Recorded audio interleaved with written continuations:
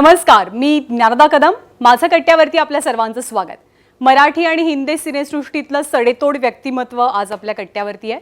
मराठी रंगभूमी सोबतच हिंदी आणि मराठीतला मोठा पडदा आणि छोटा पडदा आपल्या अभिनयानं, आपल्या आवाजानं दणाणून सोडणाऱ्या ज्येष्ठ अभिनेत्री उषा नाडकर्णी यांच्यासोबत आज आपण गप्पा मारणार आहोत.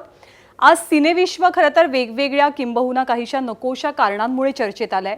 इथली स्पर्धा, इथली आव्हानं, इथे टिकून राहण्याचं प्रेशर खरोखरच जीव घेणं आहे का? मराठी कलाकारांना हिंदी सिनेसृष्टीमध्ये नेमकी कशी वागणूक मिळते, यासोबत आणखी बऱ्याच विषयांवरती आपण त्यांना बोलतं करूया.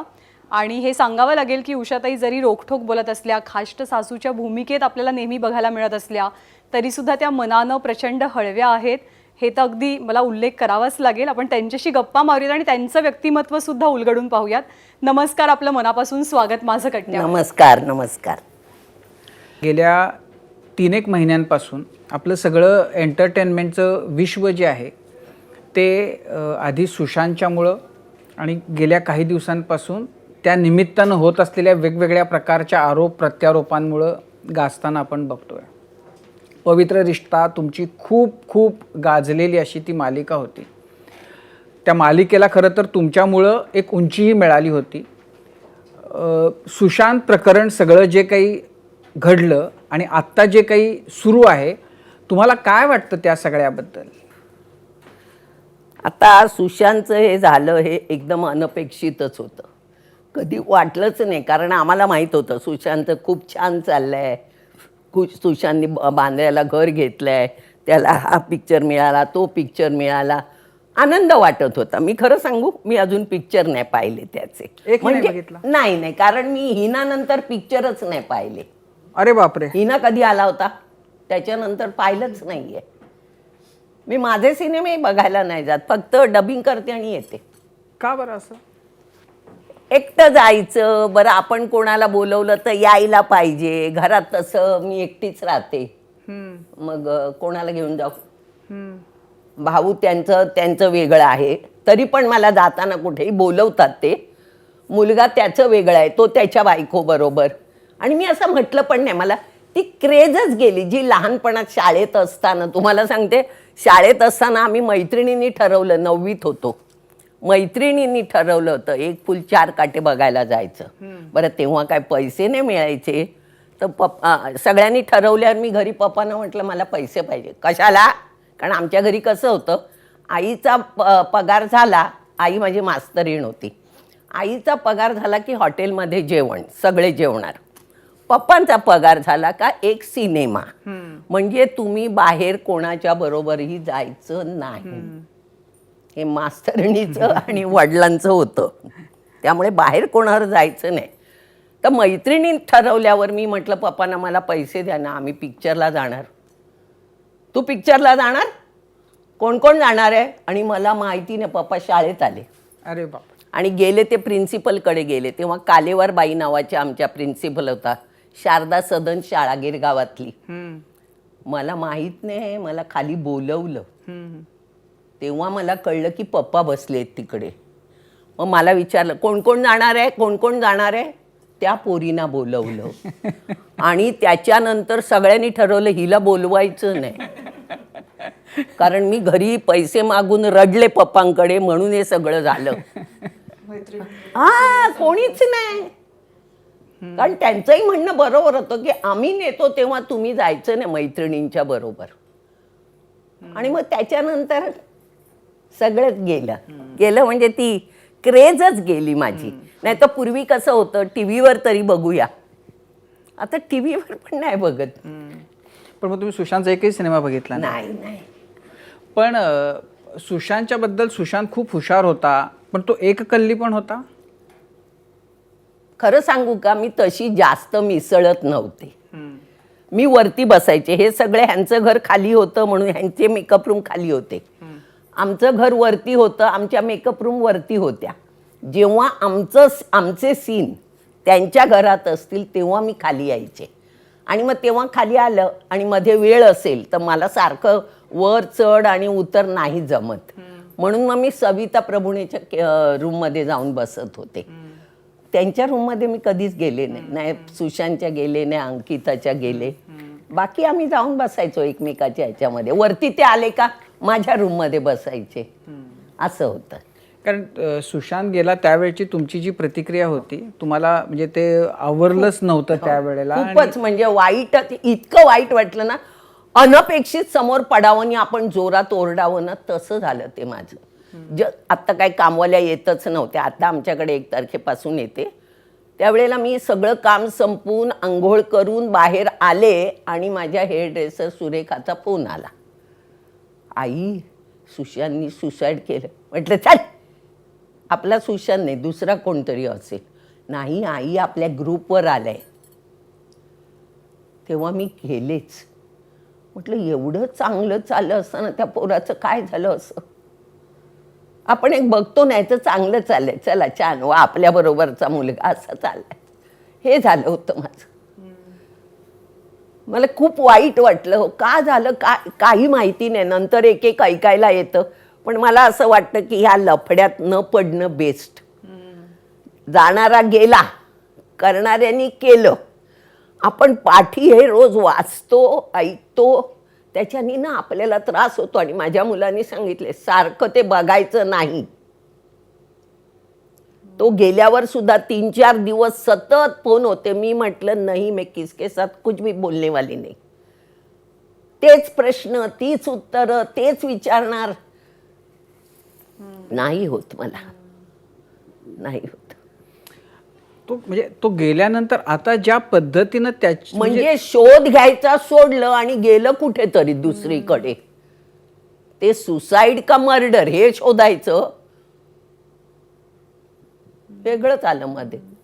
आता त्या निमित्तानं जे काही सुरू आहे, मग त्याच्यामध्ये ती कंगना काहीतरी बोलतेय, त्याच्याबद्दल लोक रिॲक्ट होत आहेत.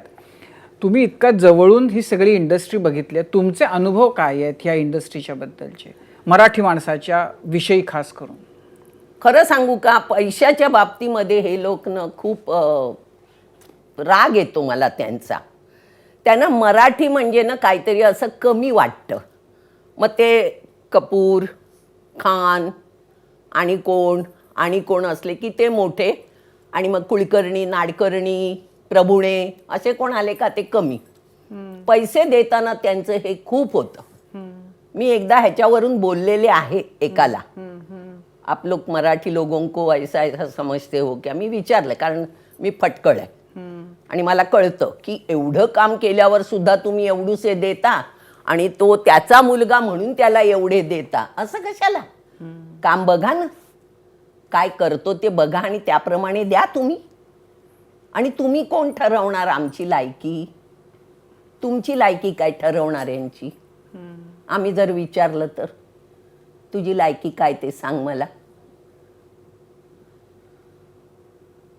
आता सुद्धा असंच झालं होतं. एक पिक्चर आला, मला नावं नाही घ्यायची कोणाची, तर एका मुलाचा फोन आला, मला म्हणाला ऐसा ऐसा है, दादी का रोल है. म्हटलं बेटा मेरी उम्र ही दादी का रोल करने की है. आहेत, बरोबर आहे ना. हां, तर मला म्हणाला आपको ऑडिशन देना पड़ेगा. मतलब बेटा मेरी उम्र इतनी है, इतने सालों से मैं काम करती हूँ, मेरा किसने ऑडिशन नहीं लिया. आप ही कौन बड़े हो कि जो मेरा ऑडिशन लेना चाहते हो. मतलब डायरेक्टर कौन है, तर नाव घेतलं. मतलब उससे ज़्यादा काम मैंने किया है. मेरा नाम पूछना और उसका नाम, वो इसकी बेटी है करके वो मालूम होगी, लेकिन मैं काम से मालूम है. लाज शर्म कुछ है तुम लोगों को. मी असंच बोलले. ते त्याला खूप लागलं. त्याला विचारलं होतं मी, तेरी उम्र क्या है बेटा. म्हणाला 25. हे झालं, फोन ठेवला. थोड्या वेळाने फोन आला. मला म्हणतो मैं ये बात कर रहा हूँ. म्हटलं हाँ बोलो. आपने अभी ऐसा ऐसा बोला. म्हटलं हाँ पूछा मैंने. आप लोग पैदा नहीं हुए थे तभी मैंने काम करना शुरू किया है, और आप लोग मुझे बोलेंगे हमारे ऑफिस में आके ऑडिशन देना. मतलब अभी मैंने रुस्तम पिक्चर की तो मुझे श्रुति महाजन आके देख के गई. पहले पैसे से नहीं हुआ, फिर मेरी रिहर्सल चल रही थी, वहाँ पे वो आई, ये ऐसा ऐसा ऐसा ऐसा हो के मेरा पैसे का हो गया. मैंने जाके काम किया. देसाई म्हणून होते डायरेक्टर, गुजराती होते, छान होते. तर म्हटलं त्यांनी मला विचारलं नाही तू ऑडिशन दे. मी गेले, काम केलं. मला त्याचं दादासाहेब फाळके एक्सलन्स अवॉर्ड असतं बॉलिवूडमधून, ते मिळालं. त्यावेळेला जेव्हा त्यांचा फोन आला तेव्हा त्यांना मी म्हटलं, अरे मेरा रोल तो छोटा था, इतना बड़ा भी नहीं था, मतलब प्राइज देने जैसा बड़ा ही नहीं था. तर ते मला म्हणाले, आपका रोल छोटा या बड़ा इस पे नहीं डिपेंड होता है, आपने वो रोल कैसे निभाया उस पर डिपेंड होता है. तर म्हटलं थँक्यू. मला त्या छोट्या कामाचं पण बक्षीस मिळालं. तर मला म्हणतो, उससे हमारी डायरेक्टर बड़ी है. तर म्हटलं, लेके बैठो, मुझे काम नहीं करना है. ज्यांना आमची कदर नाही त्यांची कदर मी का करावी. पण या फटकळपणाचा तुम्हाला त्रास तर झालाच असेल. हे बघा, मी तुम्हाला एक सांगते, कोणाला काय वाटतं याच्यापेक्षा मी ठरवते मला काय वाटतं. आणि मी चुकीचं नाही बोलत. आणि माझा एक स्वभाव आहे, माझं जर चुकलं on the spot me sorry sorry sorry sorry, म्हणजे मला कळतं माझी चूक झाली, मी लगेच सॉरी बोलते. त्यात नाही मला कमीपणा वाटत. कशाला होईल त्रास. आणि शेवटी मला एकच माहिती आहे, मी सगळीकडे हेच सांगते, नशिबाच्या पलीकडे आणि वेळेच्या आधी तुम्हाला काही मिळत नाही. ह्या फटकळपणा म्हणजे ह्या फटकळपणा सकट त्या इंडस्ट्रीमध्ये आपलं स्थान निर्माण करणं ही फार अवघड गोष्ट आहे. आत्ता मी मध्यंतरी उर्मिला मातोंडकर माझा कट्ट्यामध्ये आली होती आणि तिनं तिचे अनुभव सांगितले की मराठी असण्याचे कसे लोक ट्रीट करतात, तुम्हाला घाटी म्हणून हिणवायचा प्रयत्न करतात आणि अशा अनेक गोष्टी सांगितल्या. त्याच्यानंतर जेव्हा आम्ही चर्चा केली या विषयावरची, तेव्हा जेवढे जण आले होते त्या सगळ्यांनी जसं झुरळ झटकावं तसं सांगितलं की असं काही नाही, पूर्वी होत असेल, आज असं काही नाही, आम्हाला फार रिस्पेक्ट मिळतो. मराठी म्हटलं की आम्हाला अगदी ते असे मखरात बसवतात.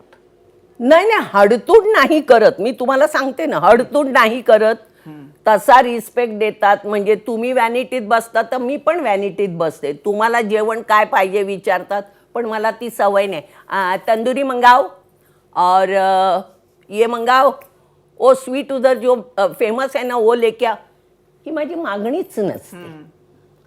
पण तसे तुम्हाला म्हणजे तुला उच्च ह्याच्यावर बसव आणि मला खाली गोणपाटावर बसव असं नाही करत. पैशाच्या बाबतीत चोरगिरी करतात. पैशाच्या बाबतीत म्हणजे तो जर तिकडे पंजाबी असेल आणि कोण असेल त्याला व्यवस्थित देतील. पण मराठी आहे मग त्याला ते हातच नाही हे करत. रिस्पेक्ट देतात मला अजूनपर्यंत. कारण मी आहे सटक खोबडीची. मला जर असं जाणवलं की हिला करतायत नाही मला नाही करत, तुम्हाला कळणार पण नाही मी कधी घरी गेली. हे मी करीन आणि आतापर्यंत केलेलं नाही.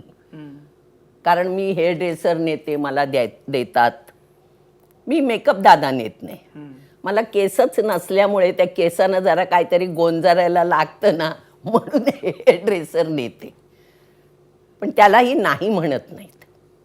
पण आता तुम्हाला इतकी वर्ष बघितल्यानंतर इंडस्ट्री ही जी वागणूक आहे, म्हणजे समजा पैशाच्या बाबतीमध्ये आहे, म्हणजे गुणवत्ता असून हे होत नाही याचं काय कारण असेल? कारण तुम्ही मराठी,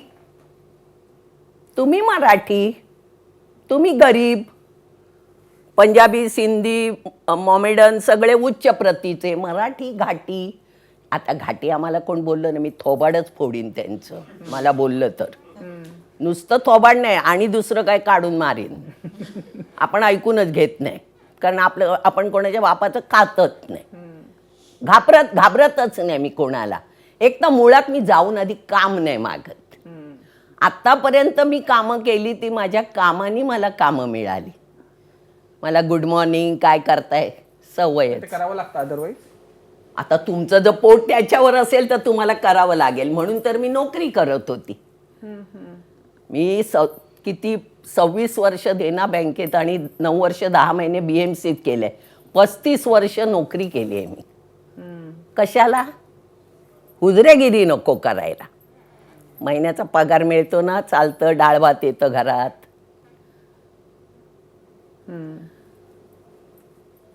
हुजरेगिरी नाही, कधीच नाही कोणाला. आता इतके दिवस मी सिरियल सोडली नोव्हेंबरमध्ये, तेव्हापासून घरी आहे. म्हणजे लगेच सोडल्याबरोबर मिळत पण नाही. जानेवारी फेब्रुवारीपर्यंत घरी होते मी. नोव्हेंबरमध्ये नोव्हेंबर एंडलाच सोडली मी. पण त्याच्यानंतर कोरोना बाबा प्रसन्न झाले सगळ्यांवर, त्यामुळे घरीच बसावं लागलं सगळ्यांना. पण त्याच्यानंतर मला 2-3 फोन आले आहेत. मी म्हटलं इतक्यात नाही करायचं, भीती वाटते, कुठे जाऊ, काय करू, काय होईल. म्हातारी असल्यामुळे जास्त भीती वाटते. तुम्हाला वाटतं तुम्ही म्हातारे आहात? येस, वयानी, एनर्जीनी नाही, वयानी म्हातारी आहे. आधी कोण मला माझ्या वयाची म्हणतच नाही. मी माझं वय सांगितलं तर चल काहीतरी बोलते. आहे ते आहे, आहे ते स्वीकारायला घाबरायचं नाही. मराठी कलाकारांना तुम्ही म्हणालात की पैशाच्या बाबतीत थोडी खालची वागणूक दिली जाते. मराठी कलाकारांनी म्हणजे अगदी त्या काळचे जे नावाजलेले लोक होते त्यांनी बॉलिवूडमध्ये जेव्हा काम केलं तेव्हा त्या काहीशा दुय्यम भूमिका त्यांनी साकारल्या. नाहीतरी आम्हाला कुठे मोठे हिरोईनीचे रोल देत आहेत, दुय्यमच देतात ना. त्यांचे लोक सुंदर. आता इन्यागिन्याच बायका आल्या ज्या मराठीतल्या असून हिरोईनी झाल्या, नाही तर सगळे कुठे आहेत. इन्यागिन्या अशा 5 मोजण्या इतक्या अशा आहेत. पण मग त्या दुय्यम भूमिका केल्याचा तो पगडा किंवा तो परिणाम की नाही मराठी माणसं याच रोलसाठी हवीत, त्यांना पैसे कमी दिले त्यांच्या तरी मनात चालतं. तसं वाटत असेल. आम्ही नाही समजत. कलाकार म्हटल्यानंतर तो कसलंही काम करेल. तो हिरोईनीचं पण करेल, तो भिकाऱ्याचंही करेल, वेश्येचंही करेल, कसलंही करेल. शेवटी तो रोल आहे आणि रोल मला व्यवस्थितपणे पार पाडायचा आहे. ते समजत असतील. पण मला असं वाटतं की कलाकार म्हटल्यानंतर तो कायम हिरो किंवा हिरोईनच असेल असं नाही. कधी वहिनी असेल, कधी कामवाली असेल, सांगता येत नाही. नाही, कारण प्रेक्षक म्हणून सगळ्यात म्हणजे आम्हा सगळ्यांनाच या गोष्टीचं वैषम्य वाटतं की अपवाद जर सोडले, हिरो म्हणून ज्यांनी कामं केलीत किंवा हिरोईनी म्हणून काम ज्यांनी केलेलं आहेत, अशा जशा तुम्ही म्हणालात, आपल्याकडचे सगळे हिरो तिथं जेव्हा दिसतात हिंदी पडद्यावर ते नोकरच असतात. बरोबर आहे ते.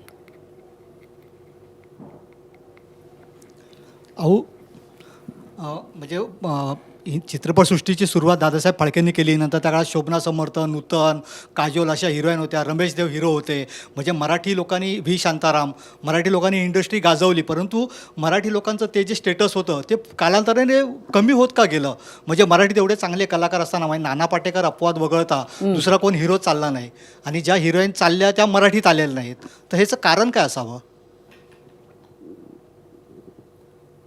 काय मला कळत नाही हो.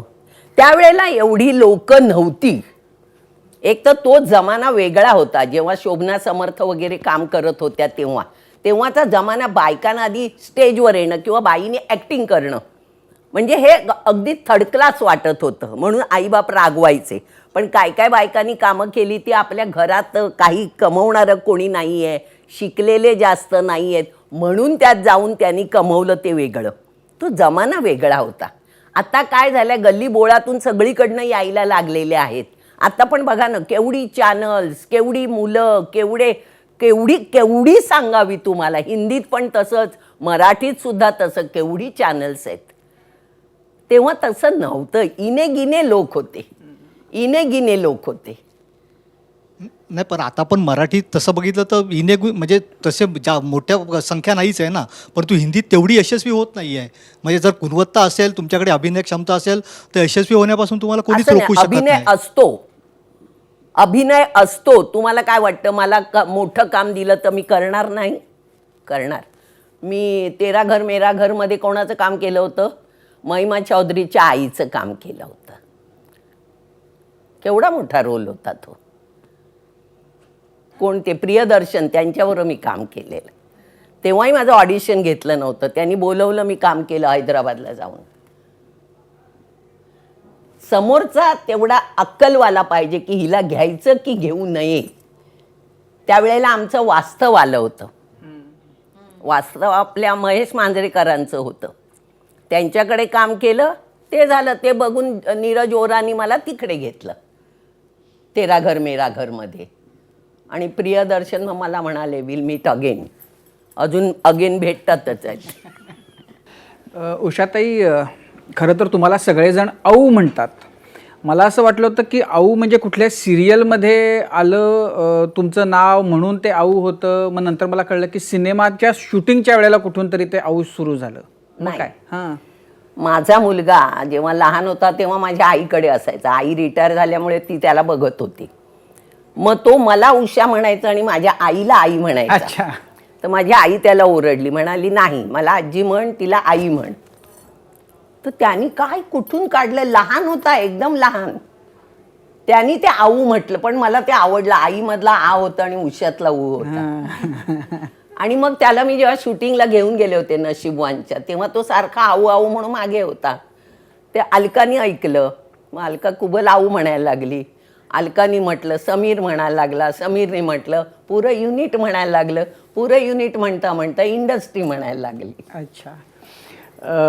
आता तुम्ही सगळ्यांच्याच आऊ झालेले आहात. हो. खरं तर तुमचा खूप मोठा दीर्घ असा रंगभूमीवरचा, सिनेमातला आणि दूरदर्शन मालिकांमधला प्रवास आहे. पण एक गोष्ट मला अशी जाणवली की भूमिकांच्या पलीकडच्या तुम्ही ज्या आहात त्याच्याबद्दल फार कमी जणांना माहिती आहे किंवा फार कमी माहिती आहे. म्हणजे तुम्ही कारवारी आहात हे एक माहिती आहे, पण त्याच्या पलीकडं फार माहिती नाही आहे. तुम्हाला पहिला सिनेमा तुमचा सिंहासन होता, पण तो सिंहासन तुम्हाला कसा मिळाला, तुमची जब्बार पटेलांशी ओळख कशी झाली, तुम्ही म्हणजे सिनेमात कशा आलात? त्यावेळेला आमचं नाटक चालू होतं महासागर. त्या महासागरमध्ये मी म्हातारीचं काम करायचे. नाना होता, नीना होती, भारती होती, इर्शाद हशमी होता, मंगेश कुलकर्णी होता, मच्छी कांबळी होता. तर त्यावेळेला हे सिंहासन पिक्चर करणार होते जब्बार पटेल. आणि त्यांना मी जो रोल केला आहे त्याच्यासाठी बाई पाहिजे होती, म्हणून ते आमच्या नाटकाच्या इथे आले. तेव्हा इर्शादनी सांगितलं तिला बघ. तर जब्बार म्हणाले तिथं म्हातारी आहेत. ते म्हणाले तिचं झाल्यावर, काम झाल्यावर तू तिला बघ. त्यांनी मला बघितलं, काम करायला बोलवलं. त्यावेळेला ऑडिशन वगैरे नव्हतं. ही जी फॅशन आता आली आहे ऑडिशनची, ती पण फॅशन म्हणणं बरोबर नाही. कारण आता एवढी चॅनल्स आली आहेत, एवढी लोक आली आहेत, प्रत्येक गल्ली बोळातून आहे, प्रत्येक गावातून आहे, दिल्ली, अहमदाबाद कुठूनही लोक येत आहेत. ते हिंदीमध्ये करायला येतात. माणसं वाढल्यामुळे हे असं वाढलं की ऑडिशन घ्या, नाहीतर ही आली म्हणून हिला घ्यायचं, ही माझ्या ओळखीची आणि ही करायला उभी राहते, तेव्हा हिला काहीच येत नाही. त्यापेक्षा हिला काय येतं, नुसतं वाक्य जरी नीट बोलली तरी लोकांना ते पाहिजे. तुम्ही खूपच ऍक्टिंग करू नका, पण जे बोलता ना ते कॉन्फिडंटली बोला. ते जरी बोललात ना तरी तुमची निवड होते. अहो, आता तुम्ही बोलता बोलता उल्लेख झाला तुमचा की तुमची शाळा गिरगावातली होती, आई शिक्षिका होत्या. तर ही ऍक्टिंग तुमच्या आयुष्यात कशी आली, अभिनय कसा? कारण आम्हाला माहिती नाही, म्हणून तुमच्या थोडंसं बालपणाबद्दल, तुमचं हे करिअर कसं सुरू झालं याबद्दल मी सांगा. शाळेत होते, सेवा सदन शाळेत पहिल्यांदा होते गावदेवीला. तेव्हा आम्ही ग्रँट रोडला राहत होतो. गावदेवीला जेव्हा आमची सेवा सदन शाळा होती तिथे फक्त 7वी पर्यंत वर्ग होते, 4थी पर्यंत मुलगे, नंतर मुलांनी जायचं, फक्त मुली 7वी पर्यंत. आता तिकडे मला वाटतं ज्युनियर कॉलेज पण चालू झाले, माहिती नाही कारण आम्ही त्या बाजूला कधी गेलोच नाहीत. तिथे 4थीत असताना डान्स ठेवला होता, गॅदरिंग होतं, बाईनी मला घेतलं होतं त्या डान्समध्ये. आणि तेव्हा 4थीतल्या मुलांचा डान्स म्हणजे तो लहान मुलांचा असतो तोच. तर साडी बिडी पाहिजे होती. आईनी तिच्या लग्नातला शालू होता बदामी कलरचा, तो मला नेसून बिसून, कारण आमच्या आईला पण आवड होती. तिने बिचारीनी काम नाही केलं, कळलं ना, तिने काम नाही केलं, पण मला तयार वगैरे करून, एक आयांचं असतं ना आपल्या पोरांना पाठवायचं, शाळेनी बोलवलंय तसं केलं. मग तिथे परत 7वीत काम केलं टॅब्लोमध्ये. नंतर मग मी शारदा सदन शाळेत आले गिरगावात. तिथे सुलभा देशपांडेंची बहीण होती प्रेमा साखरदांडे, त्यांनी टॅब्लो बसवला, तिकडे काम केलं. असं करत मी काम करत गेले. पण कॉलेजला गेल्यावर कधी काम नाही केलं. रुह्यात होते, काम नाही केलं, कारण पोरांना घाबरत होते. पोरींच्या शाळेतून गेले, नंतर पोरं मला घाबरायला लागले. आणि जेव्हा मी इंटरला एका विषयात गेले, आता म्हटलं काय करावं म्हणून बघूया. इंटरला गेले हो कॉलेजला हां गेले तेव्हा तोंडवळकरांच्याकडनं फोन आला होता मला. माझं मध्ये गुरु नाटक आलं होतं 73 सालामध्ये आणि गुरु नाटकामध्ये मला सेंटर म्हणजे आपली महाराष्ट्र राज्य नाट्य स्पर्धा होते ना त्याच्यामध्ये तेव्हा मला रंगभवन सेंटरचं मिळालं, फायनलचं मिळालं, आळतेकरचं मिळालं, कोल्हटकरचं मिळालं आणि अखिल भारतीय मराठी नाट्य परिषदेमध्ये 125 नाटकं झाली. त्यातला एक कलाकार मग तो पुरुष असेल किंवा स्त्री असेल ते एक मिळालं. आणखी त्यातलंच नाट्य परिषदेमध्ये आणखी एक कुठलं होतं ते म्हणजे एका वर्षामध्ये एका नाटकाची मला 7 बक्षिसं मिळाली होती 73 सालामध्ये. हां आणि ते 73 सालामध्ये मला जे घेतलं होतं ते बघून तोपर्यंत मला नोकरी लागलेली. मध्ये मी हे केलं ना नापास झाली एका विषयात तेव्हा मैत्रिणीच्या बरोबर जाऊन एम्प्लॉयमेंट एक्सचेंज होतं तेव्हा तिथे मी फॉर्म भरला होता. 18 वर्ष पूर्ण झाल्याबरोबर मला कॉल आला. तेव्हा इतक्या मिनिटात 100 ह्याच्यावर टिक मार्क करायची. ज्या मैत्रिणीबरोबर गेली तिला नोकरी पाहिजे होती, तिला मिळाली नाही आणि नोकरी मला मिळाली. मी BMC 2365ला लागले अच्छा. आणि 24/1/75ला मी म्युन्सिपाल्टी सोडली. तर म्युन्सिपाल्टीमध्ये असताना एकदा सर्क्युलर आलं कोणाकोणाला स्पोर्ट्स क्लबच्या गॅदरिंगमध्ये भाग घ्यायचा त्यांनी या युनियन ऑफिसकडे जमा. ते मेन ऑफिस आहे ना बोरीबंदरला तिथे मी खाली जाऊन उभी राहिले. माझ्या ओळखीचं कोण नाही.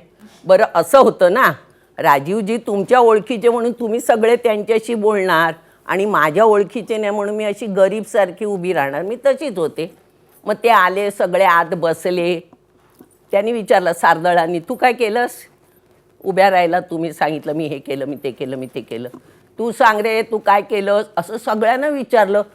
माझ्याकडे केलेलं काहीच नव्हतं. मी काय काय बोलणार कारण शाळेत वगैरे केलेली ते टॅब्लो छोट्या एकांकिका असं असतं.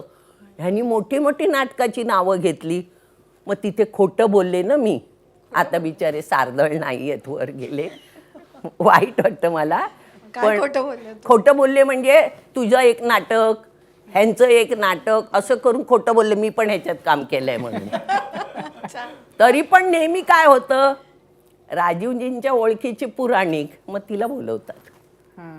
नम्रता कदम म्हणून तिला बोलवतात. उषा नाडकर्णीला ओळखत नाही म्हणून कोण विचारतच नाही. काळं कुत्रं पण नाही विचारत. जरा नर्वस झाली मी त्यांचं ठरल्यावर. वाईट वाटलं. म्हटलं एवढी हौस होती मला करायची आणि मला मिळत नाही आहे. पण नशिबात मी बोलली ना नशिबातलं जात नाही इकडे ते लागू पडतं. व जिला घेतलं होतं तिचा काहीतरी प्रकृतीचा प्रॉब्लेम झाला आणि ती गेली. गेली म्हणजे ती गेली म्हणजे तिला नाटकात गेली. नाटकातनं गेली. ते गेली नाही लोकांना असं नाही बोलायचं. तर मला बोलवलं पण तो अहंकार दुखावला होता ना माझा. एक मन म्हणाला जाऊ नकोस तुला घेतलं नाही. दुसरं मन म्हणालं नाही तुला कंड आहे ना त्याची तर तू जा. म्हणून मी गेले. त्यांना माझं काम एवढं आवडलं. त्याच्यानंतर त्यांनी इंटरमिल कॉम्पिटिशन वगैरे सगळीकडे करायचे ना तर मी आणि दिघेबाई म्हणून होती. आम्हाला दोघींना ते नेहमी बोलवायचे. मग ते सारदळ तोंडवळकरांच्याकडे मोहन तोंडवळकर कलावैभव त्यांच्याकडे काम करायचे. तर मला म्हणाले उषा मी तुला मोहनची ओळख करून देतो. म्हणून त्यांनी मला तिथे नेलं. मोहन तोंडवळकरांकडे ओळख करून दिली. मोहननी मला ह्याच्यात मला उत्तर हवं आहे कुठलं काम केलं त्या सगळ्या म्हणजे चांगल्या घरातल्या बायका जाऊन ते माहिती आहे ना मला उत्तर हवं आहे कशावर आहे. तुम्हाला माहिती आहे नाटक कशावर. चांगल्या घरातल्या बायकासुद्धा जाऊन ते करतात ते तसलं आहे. तर त्याच्यामध्ये त्या टाळ्या वाजवणाऱ्या वगैरे असा रोल मी केला होता. मोठा टाळ्या वाजवायचा फिरता रंगमंच होता. त्याच्यानंतर त्यांनी मला उत्तर हवं हे झालं. त्याच्यानंतर त्यांनी हिमालयाची सावली केलं. हिमालयाच्या सावलीमध्ये आपले डॉक्टर लागू होते, त्यांच्या सुनेचं म्हणजे लता झुकर जो काम रोल करायची तो मला दिला. आणि मग त्यांना कळलं की ही कसं काम करते. बरं त्यांनी बघितलं ही काम झालं की कुठे गप्पा मारत बसत नाही, तिकडे विंगेत. आता कशा खुर्च्या बिरच्या असतात, आमच्या वेळी खुर्च्या नव्हत्या, त्यामुळे मांडी घालून बसायची विंगेत. आणि तू कशी काम करते, हे कसे काम करतात, ते कसे काम करतात ते बघायचे. तर त्यांना कळलं ही पोरगी सिन्सिअर आहे. त्यांनी मला महासागरमध्ये घेतली, सावित्रीमध्ये घेतली, पुरुषमध्ये घेतली आणि पर्यायमध्ये घेतली. म्हणजे खरं मला नाव मिळालं ते गुरुच्या वेळे उषा कलबाग आणि मग सगळं मोहन तोंडवळकरांच्यामुळे. त्यांच्यामुळे मला जास्ती नाव मिळालं, कारण त्यांनी मला सगळे चांगले रोल दिले. नुसते रोल मिळून चालत नाही, आपणही थोडं मेहनत करावीच लागते. आणि मुख्य म्हणजे विजयाबाईंच्या हाताखाली काम करायला मिळालं. महासागर, सावित्री, पुरुष आणि पर्याय नाटक हुंडाबळीवरचं, ज्याचे 4-4 शो कोकणात हाऊसफुल गेले. लोक मी बघितली की बायका घाबरतात, पण त्याच्यामध्ये जो मी जात सुनेचा करायची न, पुरुषसुद्धा टरटरायची की बाई किती जकीण आहे.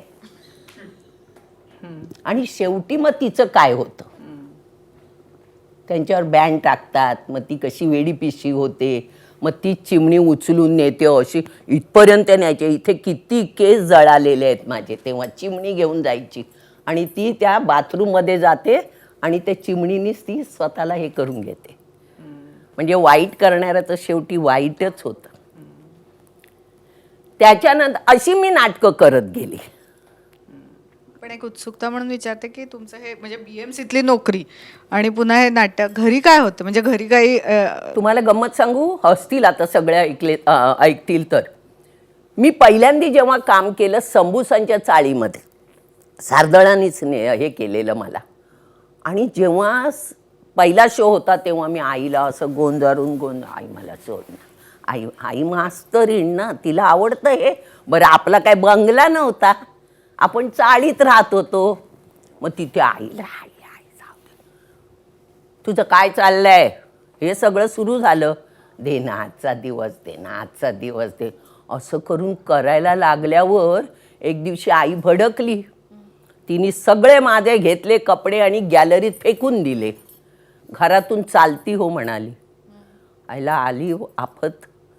तरी पण चरबी असते ना आपल्याला, तरी ही उचलले कपडे. आम्ही ग्रँड रोडला राहत होतो, ईस्टला गेले, एक बॅग खरेदी केली, त्यात कपडे भरले आणि ही दिगेबाई म्हटलं ना, तिच्या घरी गेले मी. पण घरी तिकडे लोकांच्या घरी गेल्यावर नाही चैन पडत हो तुम्हाला. मी वाट बघायची, मला कोण बोलवायला येईल, मला कोण बोलवायला येईल. भावंड आली होती ऑफिसमध्ये. बरं ती माझ्यावर थांबली, मी कुठे जाते बघायला. ते जाईपर्यंत मी उठेन आणि मी उठे नाही तोपर्यंत ते उठे नाही. शेवटी त्यांना मी जा म्हटलं, आता ऑफिस बंद करतात, तुम्ही जा. त्यांना कळलं नाही कुठे. मग एक दिवशी वरती कोणतरी आमचे ऑफिसमधलेच होते, त्यांच्याकडे पप्पा येऊन बसले होते. तर मैत्रिणी म्हणाल्या, उषा तुझे पप्पा आले. तर मी लगेच धावली. काय पप्पा, तुला कोणी बोलवलंय, तुझा कचरा केला माझा, मला हकलवली तिकडं. मी येऊन खाली बसले. म्हणजे मला वाटत होतं मला बघायला बोलवायला येतील, लोकांच्या घरी राहायचं ना. बरं आपलं काय घरबीर नाही आहे की कोण जा आणि माझ्या घराचं कुलूप उघडणी जाऊन राहा. तसं केलं. मला कळलं इतकं मी भोगलेलं आहे, मला घरातून हकलवलेलं आहे. पण नंतर जेव्हा जेव्हा मला बक्षिसं मिळायला लागली तेव्हा त्यांना कळलं ही जाऊन काय करत नाही, फक्त बक्षीसच घेते. मग सगळीकडे बक्षीस समारंभाला आई पप्पा भावंड सगळे यायचे. तुम्हाला घरी कसं घेतलं परत? घरी घेतलं कसं, बोलवलं मला, बोलवलं. पप्पा भविष्यवाल्याकडे गेले होते, त्यांनी सांगितलं ही 7 दिवसात परत. खूप खूप बोलवल्यावर किती बरं वाटलंय माहितीये ना. लोकांच्या घरी झोप नाही येत हो, बरं नाही वाटत. आपलं ते आपलं, किती मारो किती शिव्या देव ते आपले असतात. ते लोकांच्याकडे नाही होतो. खूप भोगलंय ते. तुम्ही आता मगाशी विजयाताईंचा उल्लेख केला, जब्बार पटेल यांच्यासोबत काम केलं, तर या दिग्गज लोकांसोबत काम करण्याचा तुमचा अनुभव कसा होता आणि खास करून रुस्तुममध्ये तुम्हाला ती भूमिका मिळाली, अक्षय कुमारसोबत तुमचं ट्युनिंग कसं होतं ते? अक्षय मस्तच आहे मुलगा. म्हणजे अक्षयच्या बरोबर मी तू चोर सिपाहीमध्ये काम केलं होतं, त्यामुळे अक्षय तिथे ओळखीचा झाला होता. तिथे तो जोक बिक सांगत बसायचा. मस्त मुलगा आहे, मस्त मुलगा आहे. मराठी मस्त बोलतो आणि जरा घमेंड नाही त्या माणसाला, घमेंड नाही. आम्ही चोर सिपाही करताना सुद्धा चोर सिपाहीमध्येच होता ना सैफ आणि अक्षय. हां हां होता ना त्याच्यामध्ये. मला ना आठवत नाही असं ऐन वेळेला. आणि त्याच्यानंतर बरं माझी सवय अशी नाही आहे की अक्षय आला म्हणे जा मिठी मार. नाहीत मला मिठ्या मारणं नाहीत. पण मी बघितलं अक्षय मला ओळखतो की काय. त्याच्या आधी एकदा काय झालं, आमचं पवित्र रिश्ताचं शूटिंग चालू होतं किलिक निक्सनमध्ये आणि मला कळलं वरती की अक्षय आलाय खाली. तर आमच्याबरोबर काम करणारा छोटा मुलगा आणि कुठलीही छोटी मुलं येऊ दे ती माझ्या मेकअप रूममध्ये मी त्यांना आणून मस्ती करत बसायची. या मोठ्यांच्यावर बोलण्यापेक्षा ना लहान पोरांच्यात मस्त टाईमपास होतो. त्या बाळाला घेऊन मी खाली गेले. इथे अक्षय उभा, त्यांचा मेकअप दादा इथे उभा, मी इथे उभी. गर्दी इथे खाली एवढी, इथे उभी राहिली. असं केलं. क्या कर रही है? म्हटलं तू इधर शूटिंग कर रहा है, मैं ऊपर शूटिंग कर रही हूँ. मग आम्ही गेलो तिकडे. मग सगळी मुलं आई अब पेचानती आहे, आई अब पेचानती आहे. खूप चांगला मुलगा आहे. त्याच्यानंतर डायरेक्ट रुस्तममध्ये तिथे एकत्र मग आपल्या घरचे आल्बम होते छोटे ह्याच्यात मोबाईलमध्ये. मुलाचा फोटो, मुलीचा फोटो, सगळं सगळं दाखवत बस. म्हणजे तो आपल्यातला आहे, आपल्यातला घमेंडखोर नाही आहे. खूप छान आहे. घमेंडखोर असेल तरी तुमच्यासमोर टिकली पाहिजे ना घमेंड. नाही नाही सगळे चांगले. अजय बरोबर पण काम केलं होतं ना गुंडाराजमध्ये. तेव्हा अजय सुद्धा, मी गाणं म्हणत होते आणि मुलाला घेऊन गेले होते मी शूटिंगला.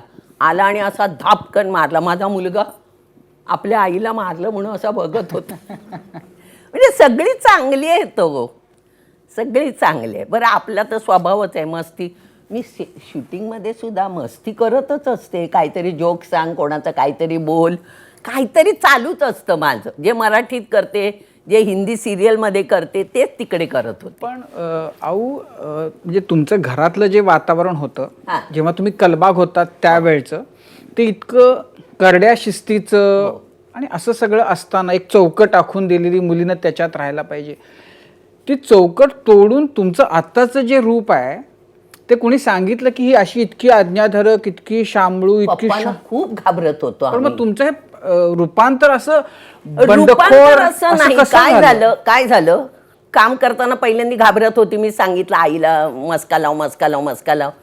त्याच्यानंतर त्यांनी बघितलं की ही जाते, सिन्सिअरली काम करते, तिला बक्षिसं मिळतात, तिचं कौतुक होतं. तुम्हाला सांगते जेव्हा गुरु नाटक आलं आणि प्रत्येक वेळी माझ्याबद्दल पेपरातनं लिहून यायचं, पप्पांनी सगळी कात्रणं कापून वरती तारखा लिहून, म्हणजे त्यांनाही कळलं की आपली पोर काहीतरी चांगलं करते. फालतूगिरी जाऊन प्रेम प्रकरण वगैरे असलं नाही केलंय. तिने चांगली कामं केली याच्यामध्ये. पण मग तुमचा म्हणजे त्या शिस्तीतनं तुम्ही सगळं म्हणजे तुमचं आत्ताचं जे रूप त्याने आहे काय- ते एकदम डॅशिंग अँग्री यंग वुमनचं जे रूप आहे नाही नाही आत्ताचं, हा स्वभाव माझा पहिल्यापासून तसाच आहे. आमच्या घरामध्ये सगळेच मुतोड जवाब. माझे पप्पा, माझा भाऊ, माझी बहीण जी आत्ता 16मध्ये गेली, सगळे असेच तोंडावर बोलणारे. तुम्हाला काय वाटतं याच्यापेक्षा आम्हाला काय वाटतं आणि ते किती बरोबर त्याने आम्ही बोलतो. आणि दुसरं काय असतं माहिती आहे, मी तुम्हाला बोलले ना तरी माझी पाठ वळल्यावर ही भांडखोर आहे किंवा ही फटकळ आहे याच्याशिवाय बोलायला काय नाही आहे. हे करणारी आहे, हे करणारी आहे, काहीच नाही ना बोलायला. आता बघ 75 लागले, दात बघ. अहो तुम्ही 35 वर्ष नोकरी केलीत, मग हे घर सांभाळणं, नोकरी करणं, ह्या सगळ्या देना बँकेतली नोकरी, आधीची BMCतली नोकरी, हे कसं सांभाळलं तुम्ही हे सगळं? कसं सांभाळलं माहिती नाही, पण सांभाळलं. तुम्ही प्रॅक्टिस कधी करायचा, घरी कधी असायचा, बँकेत कधी जायचा? जेवण केलं ना, सकाळी जेवण करून जायचं, ते थंड करायचं, डब्यात भरायचं, कारण गरम गरम भरलं तर मग ते वाईट होतं. ते उरलेलं फ्रीजमध्ये ठेवायचं. रात्री आल्यावर ते गरम करायचं आणि जेवायचं. आपल्याकडे ते नखरे नव्हते. सकाळी वेगळं, रात्री वेगळं, ते मोठेपणाचं आम्ही ठेवलेलं नाही. मी अजूनही सकाळी केलं का तेच रात्री खाते. काय काय जणांच्या घरी असतं, हमारे घर में नहीं चलता है, हमारे घर में चलता है. आमच्याकडे एवढं सगळं करायचं ना, तर कुठेतरी थोडा तुम्हाला काठ मारावा लागतो. आता मी तुम्हाला सांगते, दिवाळीच्या वेळेला फराळ तर करायला पाहिजे.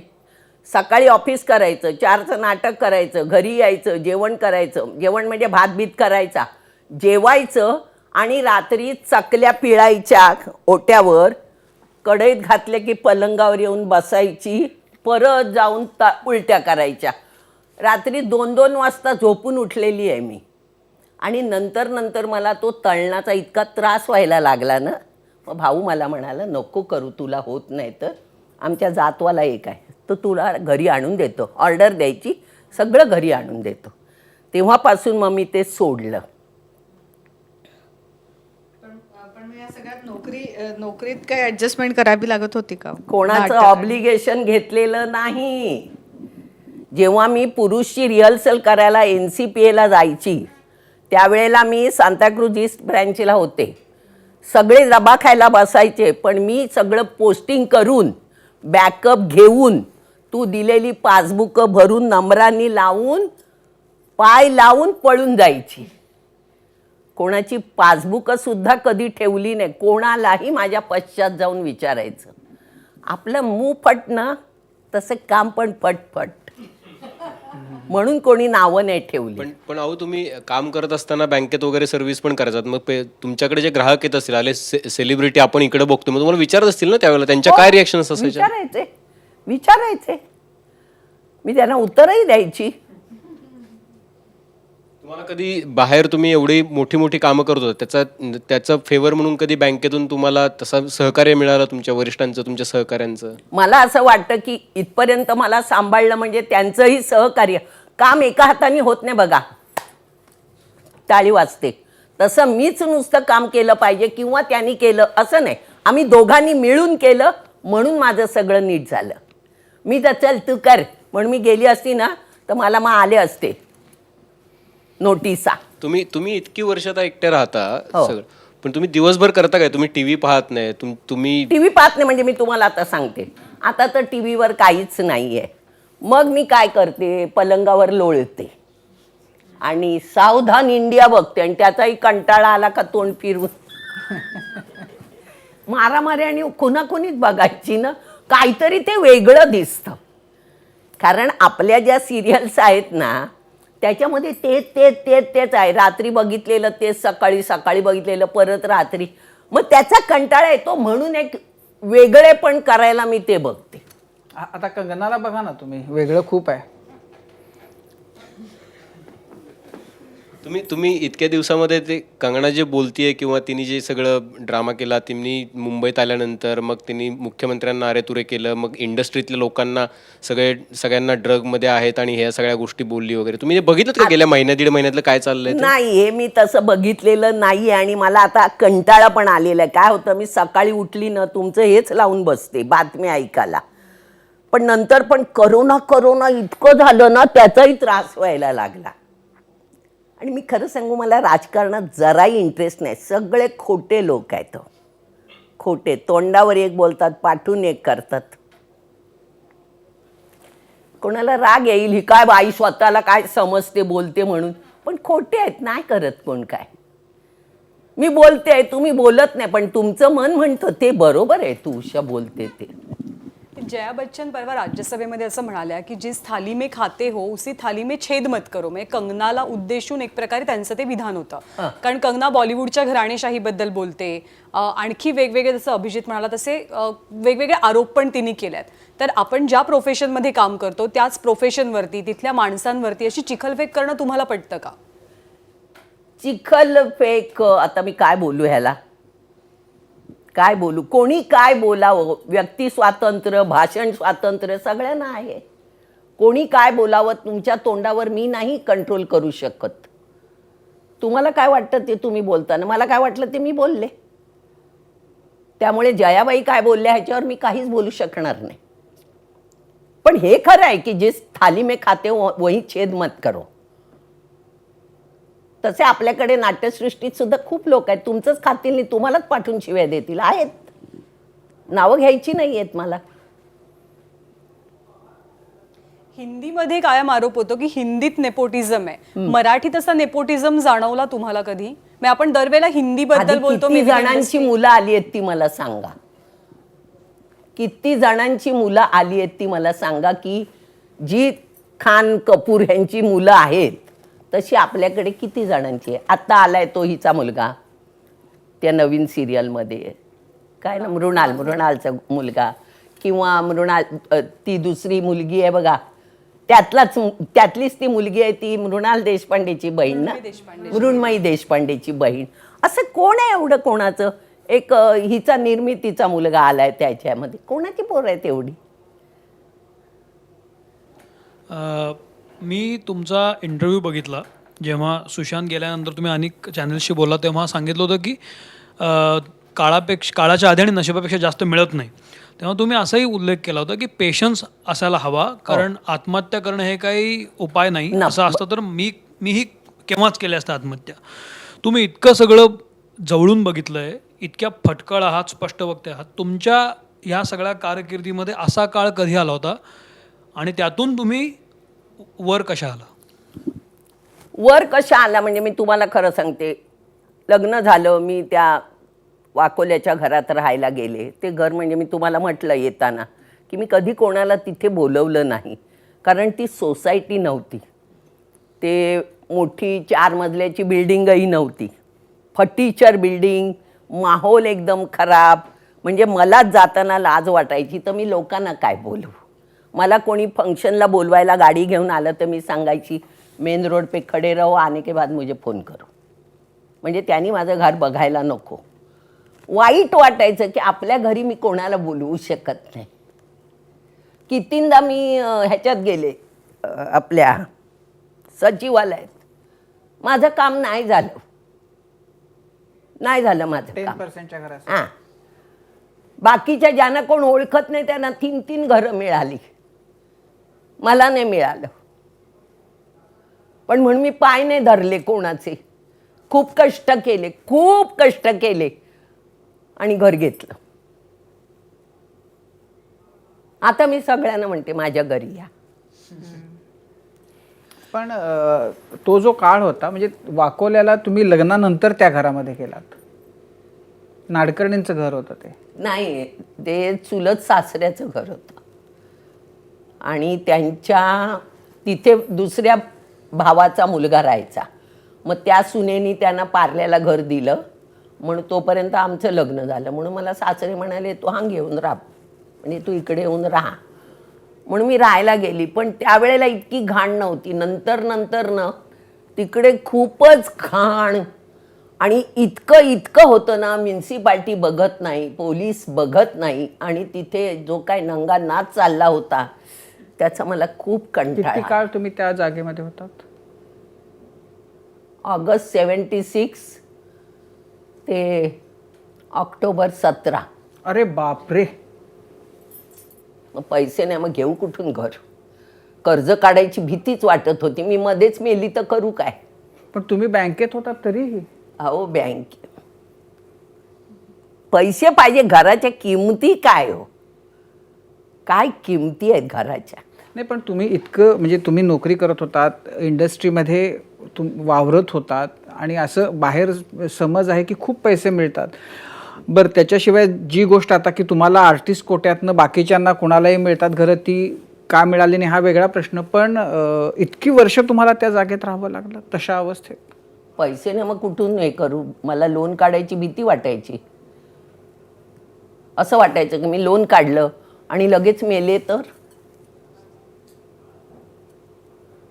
आता मेली तरी मला भीती नाही, कारण कोणाचं देणं नाही आहे मला. पण जो प्रश्न त्यानं विचारला, या सगळ्या इतक्या प्रतिकूल अवस्थेत राहत असताना असे प्रसंग आले होते की निराशेमध्ये नैराश्यात डुंबून गेलोय पूर्ण. मला लाज वाटायची खूप, घरी जायचं नको वाटायचं, घरी जायला मला नको वाटायचं. आतमध्ये घर चांगलं करून घेतलं होतं मी, पण बाहेरचा जो माहोल होता ना, तशी फर्निचरच बिल्डिंग होती ती. पण मग इतर कुठेतरी भाड्यानं राहावं वगैरे असं का नाही विचार केला तुम्ही? काय मजबुरी, म्हणजे आता तुम्हाला त्या मजबुरीच्या बद्दल स्वतः काय, म्हणजे काय भावना आहेत तुमच्या, जी काही अगतिकता मजबुरी म्हणजे मी तुम्हाला सांगते, पगार काय त्यावेळेला, आता मला नोकरी सोडून वर्ष किती झाली, 20. म्हणजे त्यावेळेला काय पगार होता ते समजून जा तुम्ही. बरं, तुम्ही भाड्यावर राहिलात, तुम्ही घरातलं बघायचं, तुम्ही भाडं पण द्यायचं, सगळंच कसं करायचं. बरं, तुम्हाला नाटकात काय पैसे मिळतात तेही माहीत होते, हजारांनी मिळत नव्हते. नाही तर कोणाला एवढी आवड आहे की एवढे सगळे भरपूर मिळत असताना भिकारी याच्यात राहा.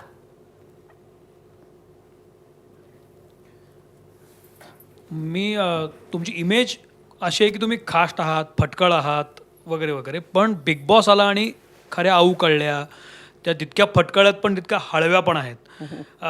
बिग बॉसमध्ये जे झालं, ज्या स्पर्धकांबद्दल बरोबर तुमचं जे काही वाद संवाद झाला तो आम्हाला सगळ्यांना माहिती आहे, त्याहून नाही, खूप वाद घडला पण असेल. कोणाबरोबर झाले नाहीत, मी समजून होते सगळ्यांना. थत्ते असतील किंवा चौगुले असतील, असे सगळ्या मंडळींचे वाद आम्हाला टीव्हीवर दिसले.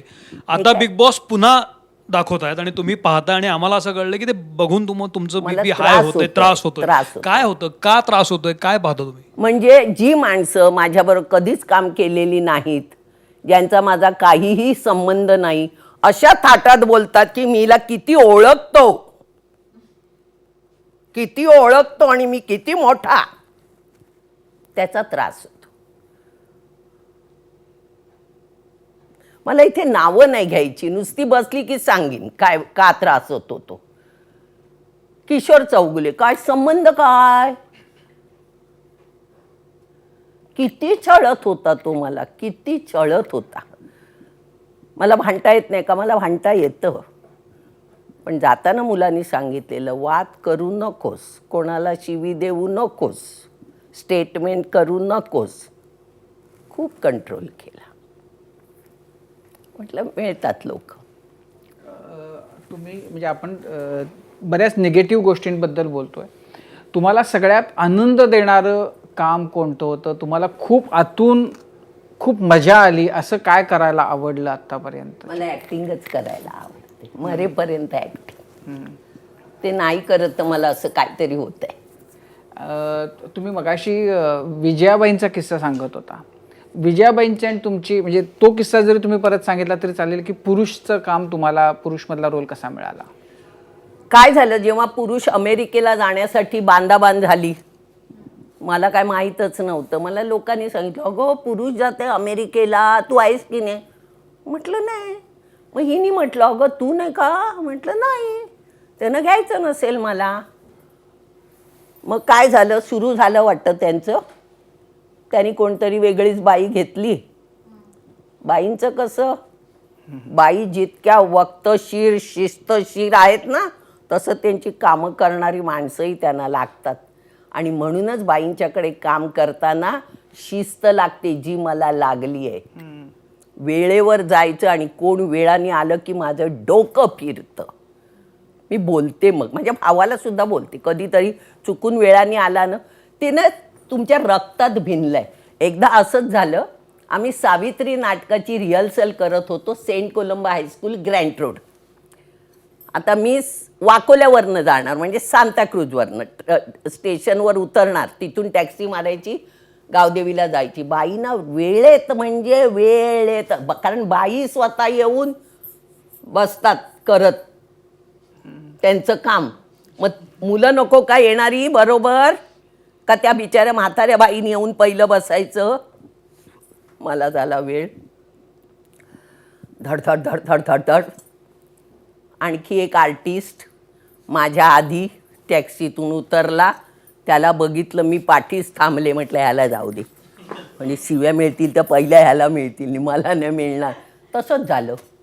त्याला शिव्या मिळाल्या, मी आरामात पाठवून गेले. पण बाईंच्यामुळे सगळ्या गोष्टी शिकायला मिळाल्या. तुम्हाला जी शिस्त मिळते ना, आता पण यांनी सांगितलं की 1:15 पर्यंत आम्ही येतो. मी 12ला जेवले लगेच तयार होऊन वाट बघत बसले होते. फोन आला की उतरायचं. यांचा फोन आला, मी म्हटलं तयार आहे. तर पुरुषच्या बद्दल सांगत होता. हां, तर मला सगळ्यांनी विचारलं तू नाही का? मग बाईनी कोणाला घेतली वाटतं, ती काय आवडली नाही. मग दुसरी घेतली, म्हणजे बाईनी मला सांगितलं म्हणून नावं कळली, तोपर्यंत माहिती नव्हतं. तर यांचं चाललं होतं, आपण काय विचारायला नाही, कशाला नाही. रात्री मी जेवत होते, वाकोल्यात असताना जेवत होते आणि फोन वाजला. फोन इथेच होता, पलंगाच्या इथे. तो या हाताने घेतला. हॅलो, ओळख, कोण बोलतंय? बाई त्यांच्या गोड आवाजात बोलल्या. मी 1560 नावं घेतली, पण बाईंचं नाव नाही घेतलं, कारण मला कधी बाईंनी फोनच नाही केलेला. नाही ग, मी विजया बोलते. गोड आहेत ग बाई, गोड आहेत. खरंच बाई गोड आहेत. तर मला म्हणाल्या, एक माझं काम आहे, करशील का? म्हटलं बाई बोला ना, होण्यासारखं असेल तर करेन मी. हे बघ, तू पुरुषमध्ये काम कर. म्हटलं माझा लाडका रोल बाई, आवडीचा रोल, पण भांडायचं नाही हा तुम्ही. म्हणजे मी आणि नाना. तर बाईनं म्हटलं, मला कशाला सांगता, त्याला पण सांगा ना. बरं तू उद्या ये, नानाच्या घरी यायचंय. मग मी गेले, मला मिळालं. नाना पाटेकरांना त्यांच्याच पद्धतीनं उत्तर देणारं किंवा खटास महाखट अशा तुम्हीच असाल बहुतेक. नाही, मी त्याच्या कधी वाटेला नाही गेली. का ते तुमच्या वाट्याला आले नाहीत? नाही, दोघंही नाही. तो काही बोलला तरी मी लक्ष दिलं नाही, आणि मी जास्ती अशी जवळ जातच नाही. मी तुम्हाला म्हटलं ना, ते जवळ जाणं मला येत नाही. आपलं म्हणजे सारखा पुरुष हे रंगमंचावरचं म्हणजे जी काही उल्लेखनीय नाटकं आहेत त्यातलं हे एक नाटक आहे. तर त्यावेळी जो घेतलेला विषय आहे तो आजही कायम आहे असं वाटतं तुम्हाला? त्यावेळीची जी पुरुषांची मानसिकता होती ती आजही कायम आहे, आणि त्यावेळेला जसं अत्याचार होत कारण होते. पुरुष बदलले नाही, पुरुष तेच आहेत, भावना त्याच आहेत, हलकटपणा तोच आहे. मग कशाला बदलतील? उलट जास्त वाढलंय. चोपले पाहिजेत, नुसते ते करून चोपले पाहिजेत, नुसतं तेवढं नाही कर. उषाताई, तुम्ही खूप लोकांसोबत काम केलं. नाटक, सिनेमा, मालिका, व्हरायटी ऑफ लोक मंडळी तुमच्या संपर्कात आली, तुम्ही काम केलं. तुमच्यावर प्रभाव पाडणारी अशी मंडळी कोण आहेत? जसं विजयाबाईंचं नाव तुम्ही घेतलं, तसं आणखी कोण नट मंडळी आहेत की ज्यांचा प्रभाव पडला तुमच्यावर आणि खूप शिकायला मिळालं? प्रभाव पडणारी म्हणजे इंदिराबाई चिटणीस. मी त्यांच्यावर काम नाही केलं, पण त्या मला लहानपणापासून खूप आवडतात. कारण त्याही खाष्ट, नाही, सुपर खाष्टपणासाठी नाही, त्यांचं जे बोलणं होतं ना, जरी राग असला ना, त्या बोलण्यात जो गोडवा होता ना, तो मला आवडायचा. तर तुमच्या तो बोलण्यात मला- आहेच. आणि तो माझा आहे ते सोडून द्या, पण रागही आहे माझा थोडा, कारण मला कोणी खोटं बोललेलं आवडत नाही, मी पटकन बोलते. तुमच्या अनेक भूमिका गाजल्या, पण त्यातली सगळ्या महाराष्ट्रानं डोक्यावर घेतली आणि अनेकांच्या घरामध्ये ज्याच्यामुळे रडू आलं, ती म्हणजे माहेरची साडीमधली तुमची खट्याळ. म्हणजे ज्या काही वर्णन लावता येतील त्या सगळ्या अशी खूप चांगली सासू तुम्ही केली. चांगली पण चांगली या अर्थाने, अभिनयाच्या महाराज आहे अर्थाने, ना. अभिनय या अर्थाने, मी अभिनय या अर्थाने म्हणतो की तुम्ही वाईट अर्थानं चांगला अभिनय केला आणि खट्याळ नाठाळ अशी सासू तुम्ही केली. तर त्या माहेरच्या साडी चित्रपटाबद्दलच्या काही आठवणी आहेत का, की कसं जुळून यायचं तेव्हा? आणि त्या महाराष्ट्र, सिनेमाला- मला वाटतं महाराष्ट्रातला प्रत्येक घरातला प्रत्येक जण रडला असेल ती तुमच्या सासूची भूमिका बघून. त्या सिनेमाला आजच 30-29 वर्ष पूर्ण होत आहेत. हो, आलाय, फेसबुकवर पाहिलं मी. हो, जेव्हा आम्ही गेलो होतो करायला, कुठे दादा कोणक्यांचं फार्म हाऊस आहे ना, काय नाव त्याचं, मला आता नाव पण नाही आठवत. ते भोरच्या इथं हां, आम्ही पहिल्यांदा जाऊन त्यांच्या ऑफिसमध्ये बसलो होतो. मग त्यांची गाडी आली आणि घेऊन गेली होती. वरून काहीतरी नाव आहे. केवढं मोठं आहे ते, केवढं मोठं आहे फार्म हाऊस. भोरच्या पुढे, नुसतं भोर नाही, भोरच्या पुढे कुठेतरी आहे.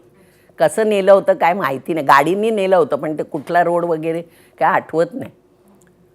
पण आम्हाला करताना असं कधीच वाटलं नाही की ही फिल्म एवढी चालेल. वेड्यासारखी चालली. 125 आठवडे. आपण मला वाटतं तुमच्या इथं नाही दुसरीकडे आले होते की माहेरची साडी 2 येत आहे म्हणून. कुठे गुल झालं काय माहिती. त्या ती सिनेमा आल्यानंतर त्याचा प्रभाव इतका होता, जशा बायका रडल्या तशा तुमच्याबद्दल भयंकर तिरस्कारही वाटायला लागला. तिरस्कार तर मग म्हणजे तुम्ही तिथं जायचा गावांमध्ये, शिव्या लाखोल्या मिळत होत्या? रोज मला विजय कोणके फोन करून सांगायचे, आज या ठिकाणी तुम्हाला असं बोलले, उद्या त्या ठिकाणी तुम्हाला असं बोलले. मला हसू यायचं पण मला मजा वाटायची का माझं काम लोकांना आवडतंय. जे तिरस्कार माझ्याबद्दल वाटतोय म्हणजेच माझं काम पोचलंय लोकांपर्यंत. तसंच आम्ही पर्याय नाटक करताना एक माणूस वयस्कर, मी आंबाडा सोडवत होते आणि असा आरसानं तर हा मागे उभा राहिलेला माणूस मला दिसला. ते काहीतरी रागाने बघतात म्हणून मी अशी थांबले. तुम्हाला चपलानी मारावं असं वाटतंय. मी हसले. मला म्हणाले तुम्हाला राग नाही आला. म्हटलं मला कुठे मारणार, ते असं हसूला मारणार. म्हणजे माझं काम तुम्हाला आवडलं म्हणून तुम्ही बोललात. तुम्हाला कधी आपण सुलोचनाबाईंसारखं आपल्या एकदम असं सासवी गोड गोड असं आई सासू करावी अशी का नाही वाटलं? म्हणजे वाटलं असेल. नशीबवान सिनेमामध्ये तशी आजी आहे की, अच्छा, ज्याचं मला प्राइज मिळालं महाराष्ट्राचं. पण खाष्टपणाचा कंटाळा आला असं नाही झालं कधी? मला झाला ना कंटाळा. पवित्र रिश्ता तेच, माहेरची साडी तेच, पर्याय तेच. किती छळायचं मनात नसताना. मनापासून म्हणजे तुमच्याबरोबर राग आहे म्हणून मारणं वेगळं आणि मनात नाही काहीतरी वाक्य आहेत म्हणून करायचं ते एक वेगळं असतं. नाही बरं वाटत. म्हणून मला असं झालं की मी म्हणते नका ना, मला चांगला रोल द्या ना बाबांना. पण नको. इंडस्ट्रीमध्ये हा विरोधाभास कायम काय आहे? म्हणजे हिरो नायकाची भूमिका रंगवणारा हा वास्तव जीवनात खलनायकी काम करत असतो आणि निळूभाऊ असतात, तुम्ही आहात, इतक्या फटकळ पण स्ट्रेट सरळ साधं सोपं जगत असतात. त्याचं हा असा काय विरोधाभास कायम बघायला मिळतो?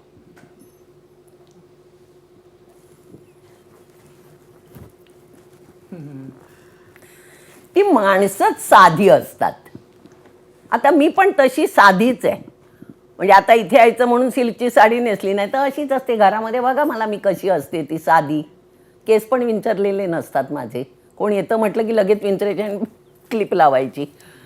साधेपणा हा लहानपणापासून अंगात भिनलेला आहे. आई वडील साधे, मोठेपणात मेले नाहीत म्हणून आम्हाला मोठेपणा आला नाही. पण काय काय जणांचं काय असतं, एवढूसं असतं पण जरा एवढं मिळालं ना का जो माज येतो ना त्यांना फोडावेसे वाटतात मला. माज आपल्या कामाचा करा, पैशाचा नका करू. कामानी माझा म्हटलं पाहिजे, अरे वा क्या काम करता ये. मोठेपणा दाखवून माझं नका करू. मला माज कधी आलाच नाही. म्हणून मी तुम्हाला म्हटलं, ह्यानी जसं मला विचारलं तुला काय करायला आवडतं, मला ॲक्टिंग करायला आवडते. मरेपर्यंत ॲक्टिंग करायची आणि ती करता करता मेली तरी चालेल. पण अहो तुम्हाला नटसम्राटमध्ये कावेरी वगैरे असे तुमचे कोणते रोल आहेत की जे तुम्हाला असं वाटतं की जे मी मला कावेरी केला कोणाच्या बरोबर? केला? राजा गोसावींच्या बरोबर. तुम्ही केला होता कावेरी? बारामतीत केलं ना. शरद पवारांचे भाऊ अण्णा आले मला. अच्छा, त्यावेळी तुम्ही कावेरी तुम्ही करत होतात राजा गोसावी. नंतर आम्ही जेव्हा शिवाजी मंदिरला केला तेव्हा बाळासाहेब आले होते. त्यांनी मला बोलवलं. चांगलं करते काम. राजा नाही बरोबर. मी म्हटलं नाही ते बोलले ते सांगते. मी म्हटलं पण साहेब काय आहे, एवढ्या वयावर ते एवढं पाठ करून बोलतात त्यात कौतुक आहे. मी बोलले.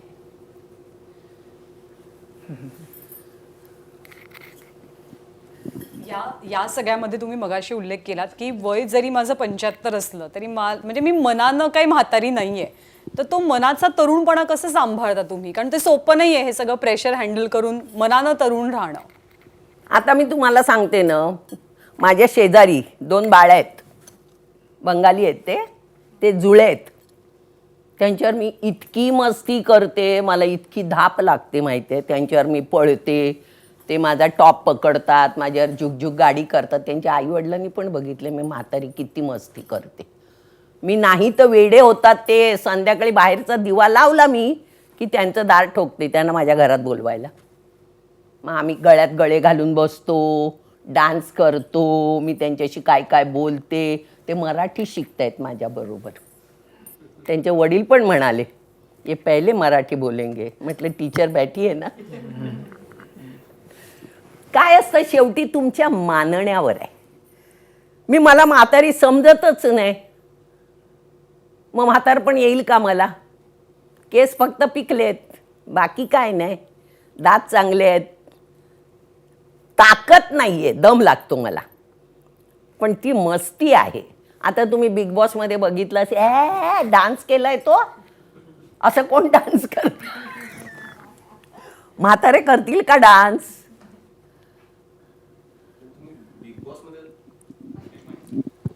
बिग बॉसमध्ये तुम्ही आधी बिग बॉस बघितला असेल ना, तिथं काय काय वगैरे चालतं वगैरे, तरी पण तुम्ही गेलात कशा काय तिथे? तुम्हाला सांगते गेले का. आमचं जेव्हा पवित्र रिश्ता चालू होतं तेव्हा मला 2 वेळा हिंदी बिग बॉसला बोलवलं. मी म्हटलं मैं नहीं आऊंगी. एवढी चांगली सिरियल चालली आहे, ती जर सोडून मी गेली तर माझी आय माय निघाली असती की नाही. एकताबाईने मला सोडलं असतं, केसकर काहीतरी केलं असतं की नाही. म्हणून मी गेले नाही. आणि आता जेव्हा त्यांनी मला बोलावलं तेव्हा आनंद चव्हाणांचा फोन आला. तर मी म्हटलं अरे मी तुम्हाला कितींदा सांगते मी येणार नाही, मी येणार नाही. माझं जरा ऐका ना. अहो मराठी बिग बॉस आहे. मराठी आहे मग चालेल, कारण आपले लोक असं मी समजले. चुकले. तुमचा एकूण काय अनुभव होता पण त्या बिग बॉसमध्ये? तुम्हाला सांगू का, बिग बॉसमध्ये तुमची खूप काळजी घेतली जाते, खूपच काळजी घेतली जाते. डॉक्टर आतमध्ये बसलेला असतो. एकदा काय झालं, सकाळी चहा केला आणि मला ना असं जेव्हा शुगर डाऊन होते ना तेव्हा असं गरम गरम होतं, असं डोक्यातून असा घाम येतो. तर मी अशी बसली होती आणि मी म्हटलं अरे देवा शुगर डाऊन झाली वाटतं.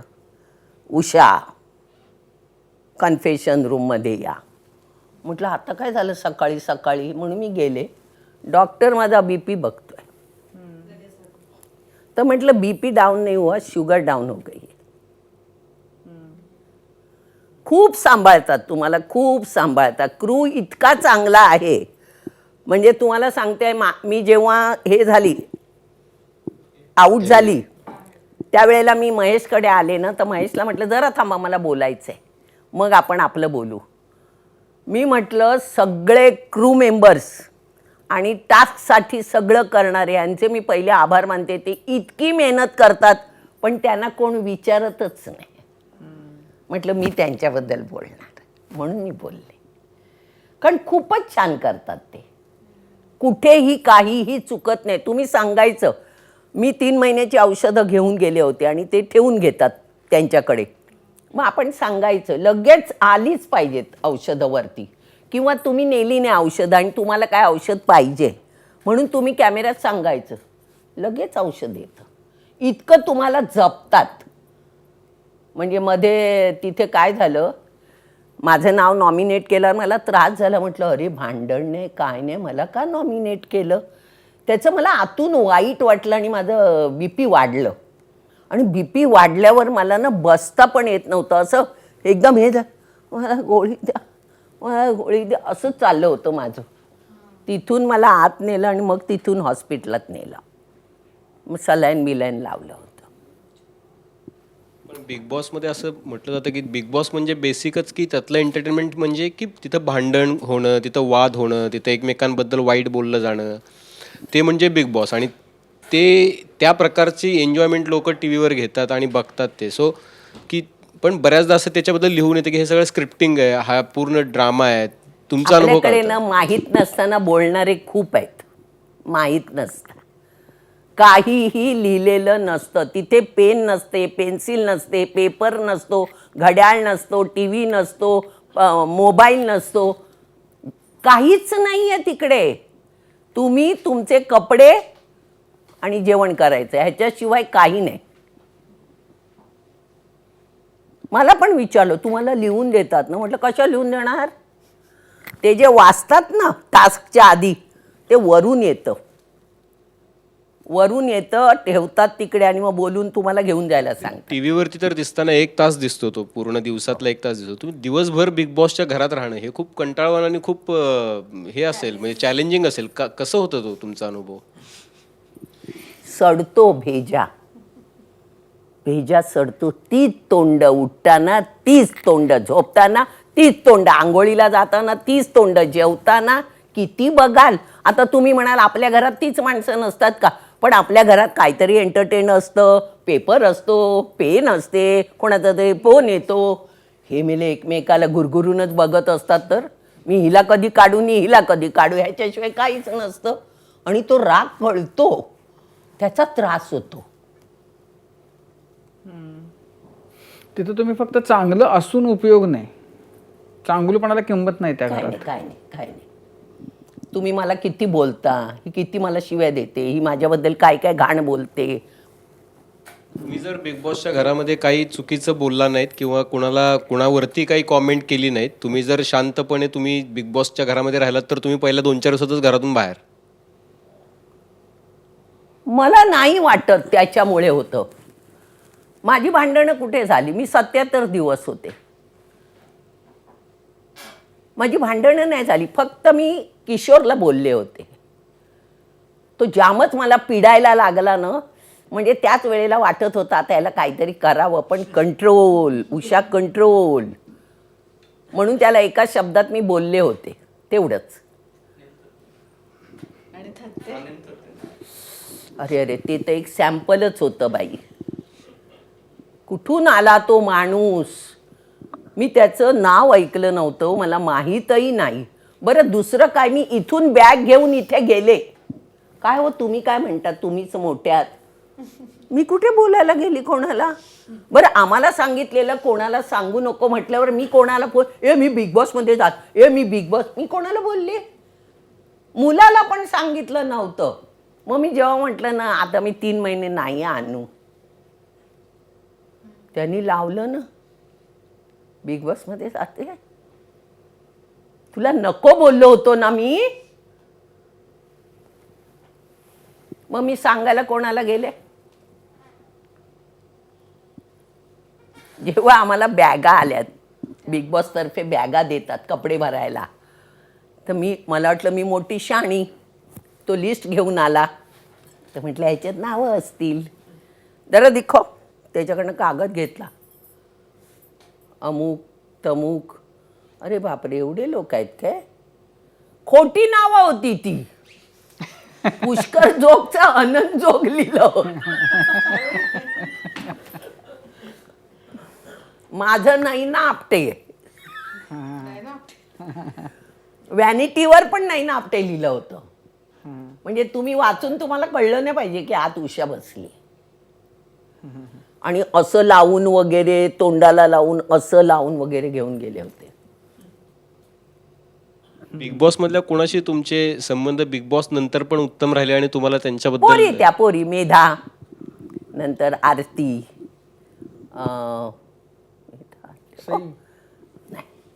पुष्कर.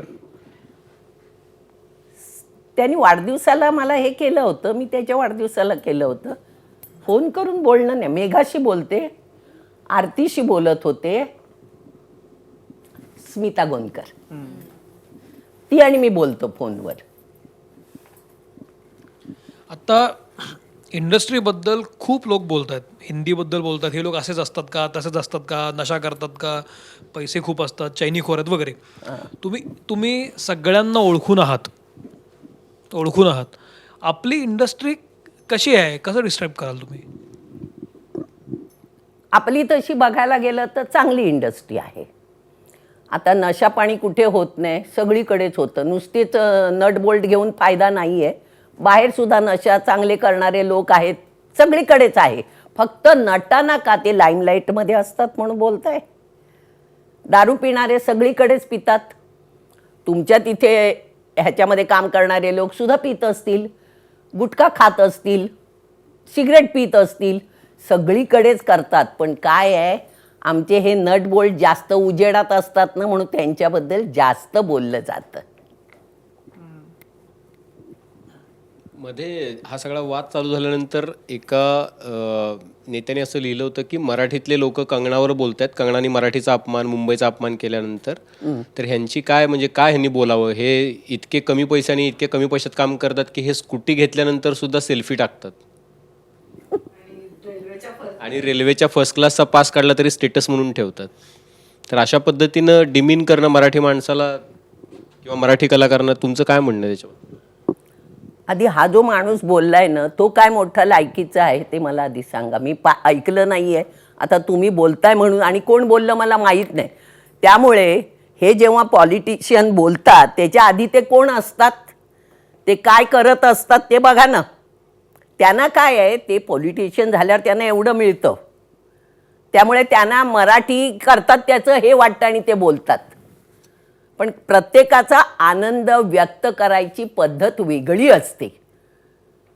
मी जो आनंद व्यक्त करते तो झोपडपट्टीवाल्यांनी केला पाहिजे असं नाही आहे. प्रत्येकाची पद्धत वेगळी असते. अरे तुम्हाला लाखांनी मिळतात, तो जो स्कूटी घेणार आहे ना त्याला त्याच्यात आनंद आहे. तो घेईल ना गाडी, मर्सिडीज नंतर घेईल, पण आत्ता त्याला त्याचा तो आनंद आहे, कारण त्याच्याकडे 2 पहियाची गाडी पण नाही आहे. त्यामुळे कोणी कसा आनंद व्यक्त करतो हा ज्याचा त्याचा आनंद व्यक्त करण्याचा त्याला स्वातंत्र्य आहे. त्यांनी त्याच्यावर नाही बोलायचं. म्हणजे आम्हाला तुम्ही केलेल्या तुमच्या सगळ्या भूमिकांमध्ये तुम्हाला मनापासून आनंद देणारं काम कुठलं होतं? पुरुष आवडतो सगळ्यात आवडीचं आहे. आणि कुठलं रोल जो खूप खूप गाजला, खूप चालला, पण तुम्हाला बिलकुल आवडला नाही, आजही ते केल्याचं तुम्हाला वाईट वाटतं? नाही, असं नाहीच आहे. मी केलेला प्रत्येक रोल हा माझा इकडचा आहे. अच्छा. हां, जेव्हा मी इतकी मेहनत घेऊन करते तेव्हा त्याच्या प्रती मला प्रेमच आहे. आईच्या 5 मुलामध्ये तिला एकच आवडतं असं नाही आहे. नाही, पण काही वेळेला असं असतं की म्हणजे आपण करतो, आपल्याला बिलकुल आवडत नाही, पण लोकांना खूप आवडतं. माझं असं नाहीच आहे. मला आवडलं नाही ना दादा तर मी करतच नाही. मला आवडलं नाही तर मी घेणार, नको मला हा रोल, जाऊ दे, मी जाते. मला आवडतो तेव्हा मी करते, कारण प्रत्येकात मी जीव ओतते. त्यामुळे त्याच्या प्रती माझा खूप खूप इथून असतं. आता तुम्ही जी नवीन मुलं येऊ इच्छित असतील इंडस्ट्रीमध्ये, त्यांना काय सांगाल? मुलांना, मुलींना काय काय केलं पाहिजे, काय नाही केलं पाहिजे? काय झालंय, आता एवढी चॅनल्स आली, इतकी मुलं, रियालिटी शो आले, त्यामुळे प्रत्येकाला वाटतं की मी जावं. हे चूक नाही आहे. प्रत्येकाला वाटतं की मी टी व्हीवर दिसावं, मी सिनेमात छोटासा तरी रोल करावा. पण त्यांना काय वाटतं माहिती आहे की तिथे जायचं आणि नुसती वाक्य बोलायची, तर ते तसं नसतं. त्याच्या पाठी खूप मेहनत आहे, खूपच मेहनत आहे. तुम्हाला आधी मराठीत काम करायचं आहे. समजा हिंदीचं सोडून द्या, आपण मराठी लोक आहोत, मराठीत काम करायचं.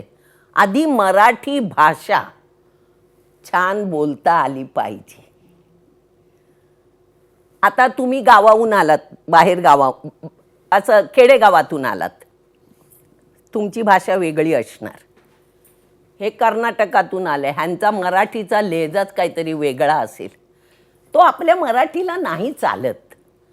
त्यामुळे तुम्ही कोणाकडे तरी ते शिकायला पाहिजे की मी हे कसं करू. हल्ली बघा किती जण असतात, आणि पाणी गोणी, तांदळाच्या गोणी, अरे अरे अरे इतका कानाला त्रास, असं नका करू. काम करायचं आहे ना, आधी भाषा वाणी शुद्ध ठेवायला शिका. वाक्याचा अर्थ काय आहे, वाक्यामध्ये स्वल्पविराम कुठे आहे, मला काय भावनेनी बोलायचं आहे, मी ज्याच्याशी बोलणार ते किती वर्षाचं आहे, किंवा माझ्या बरोबर काम करणारा माणूस जर तो वेगळा आहे तर मी कसं बोलायला पाहिजे हे शिका. ॲक्टिंग मी माझ्या मुलाला पण म्हणते, तुला ॲक्टिंग करायची आहे ना, तू जास्त ॲक्टिंगच्या नादात जाऊच नको, फक्त वाक्य कॉन्फिडंटली बोलायला शिक. तुमचा कॉन्फिडन्स दिसला पाहिजे. तुम्ही कॉन्फिडंटली बोलतात त्याच्यानंतर तुमच्या ते चेहऱ्यावर यायला लागतं. आणि शेवटी आपलं लोणचं कसं आता घातलं ते लगेच छान नाही लागत, पण ते 7-8 महिने गेल्यानंतर ते छान लागतं, कारण मीठ मसाला मुरतो. तसं तुम्ही जर त्याची रिहर्सल केली, घरी करून बघितलं, आपण आरशात बघायचं, करायचं. आता काल माझ्याबरोबर एक काम करणारी मुलगी, तिला मी सिरियलमध्ये काम करताना बघितलं. मी तिला फोन केला, म्हटलं तुला वेळ आहे? मला म्हणाली हो. म्हटलं शूटमध्ये आहे? म्हणाली नाही. म्हटलं मी तुझं काम बघितलं, पण तुला एक सांगते, खूप नाटकी वाटते तुझं बोलणं. तू माझ्याशी बोलताना कशी बोलतेस तसं नाही. त्यांनी मला सांगितलं की जास्त ताकदीने बोल. म्हटलं ताकदीने बोलणं वेगळं आणि तू माझ्याबरोबर काम करताना करायची ते वेगळं. तर तू आरशासमोर उभी राहून तू जे केलं ना ते बघ, तुझे ओठ कसे दिसतात. तसं नको करूस. थँक्यू. नाही, लहान आहे, ऐकणारी आहे म्हणून सांगितलं. कारण काय काय आपल्याकडे येतात ना ते लय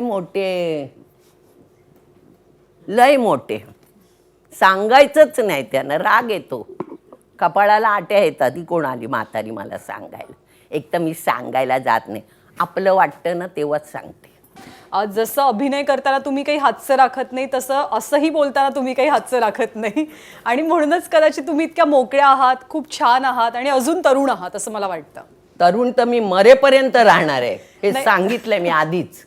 माझं तुम्ही- वय फक्त वाढेल, ताकद तीच आहे. 16 वर्षाची उषा होती तेव्हाची. नाही, तुम्ही तशाच राहाव्यात, या आमच्या शुभेच्छा आहेत. मनापासून धन्यवाद तुम्ही आज कट्ट्यासाठी वेळ दिलात त्याबद्दल.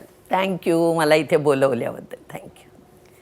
आणि यानंतर माझा कट्ट्यावरती आपण इथेच थांबतोय. पाहत रहा ABP माझा.